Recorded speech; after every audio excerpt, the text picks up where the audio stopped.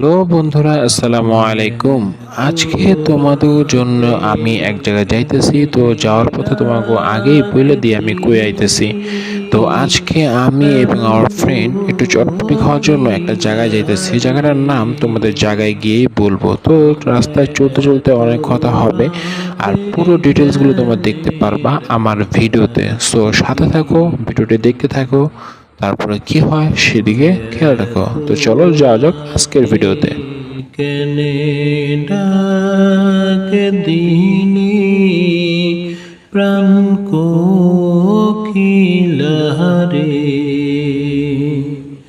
আমায় তোরাতে কেনে ডাকে দিনি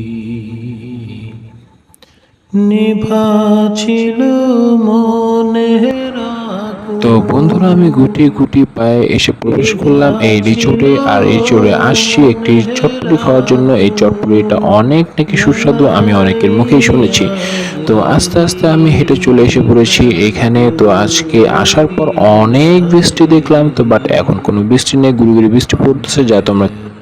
তো একটু ঘোরাঘুরির পর এসে বসলাম যেখানে বসা লাগে, বসার স্থানটার ভিতরে আমার মতো আর অনেকে এখানে বসে আছে। তো মেনু কার্ডটা আমি হাতে নিয়ে পুরোই ঘুরবা খেলাম, কি থেকে কি খাবো, এতগুলো মেনু, এর ভিতরে আমি কোনটা থেকে কোনটা বাছাই করে খাবো সেটাই আমার মাথা ঘুরপাক করতেছিল। আর যেহেতু বাইকে আসছি, মাথার চুলগুলো সম্পূর্ণটাই এলোমেলো হয়ে গেছে। যাই হোক, মেনুগুলো তোমাদের একটু দেখাই।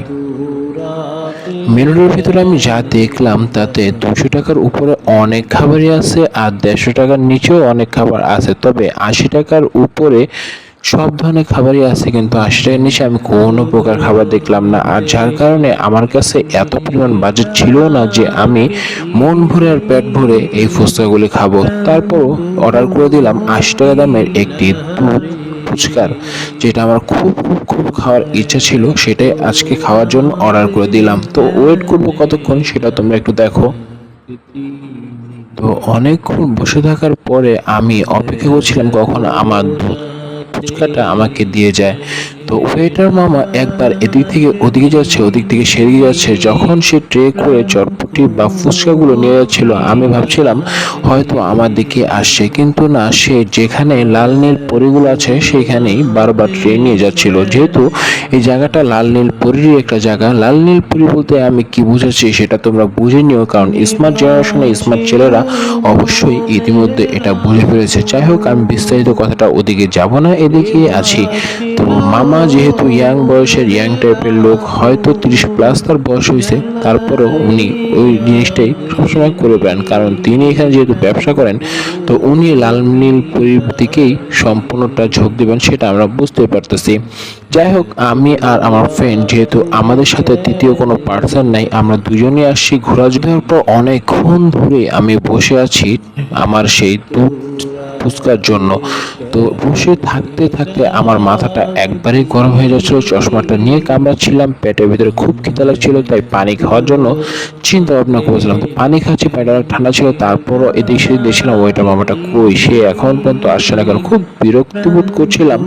তারপরও এদিক সেদিক তাকিয়ে মনটাকে একটু শান্ত করছিলাম, কেননা সে তো নিয়ে যাচ্ছে, হয়তো আমাদেরটা আসতেছে। আমি যেমন গুটি গুটি পায়ে ঢুকেছি, আমার ফুচকাটাও হয়তো ওইভাবে গুটি গুটি পায়ে ঢুকতেছে। যাই হোক, জিদ দিয়ে শরীরটা ফাটতেছে, শরীরটা কিটমিট করতেছে। আমার জিদের কারণে আমি নিজেও অস্থিরতায় ভুগতেছি।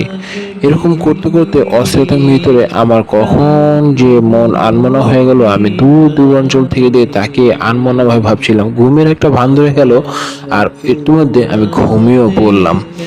আমাদের দুঃখিত মামা আমাদের সামনে হাজির, এবং তিনি আমাদের সেই কাঙ্ক্ষিত ফুচকা নিয়ে আমাদের সামনে আসলেন। তো এখন তোমাদের দেখাবো ফুচকার ধরনগুলো এবং কি কি দিয়েছে তারা। ফুচকার ভিতরে আমি একটু লাড়া দিয়ে দেখছিলাম এটা কি পানি দিয়েছে, একটু গাঢ় গাঢ়, তবে মিষ্টি মনে হচ্ছে। যদিও আমার কাছে কালারটা খুব ভালো লাগতেছে, তোমরা ক্যামেরায় কেমন দেখছো আমি জানি না। তো ফুচকাটা দেখতে অসাধারণ লাগতেছে। এর ভিতরে কিছু মশলা আছে যেগুলো আমি না খেলে বুঝতে পারবো না। তো আমি প্রথমে একটু টক পানিটা নিয়ে নিলাম, খাওয়ার জন্য, টেস্টটা করার জন্য বা বোঝার জন্য। তো আমি খাবো, তোমাদের লোল পোলে কিছু করার নেই। তো খেয়ে দেখছি, খেতে আমার কাছে ভালোই লাগতেছে, মনে হচ্ছে অসাধারণ লাগছে খেতে। তো খাওয়ার পরে তোমাদের এক্সপিরিয়েন্সটা আরও জানাবো। আগে আমি খাইনি, তারপর তোমাদের এক্সপিরিয়েন্স খুব ভালোভাবে রিপ্লাই করবো এবং তোমরা ভিডিওতে পেয়ে যাবা। তো কারা কারা এরকম খাবার খেয়েছো বা এখানে আসছো, তারা আমাকে কমেন্ট বক্সে অবশ্যই একটু জানিয়ে দিয়ে যাবা। তো ফুচকাটা খেতে অসাধারণ লাগছে, এটার বিস্তারিত কথা বেশি কিছু বলবো না। তো এটা এই পর্যন্ত ছিল। কেমন হলো ভিডিওটি তোমরা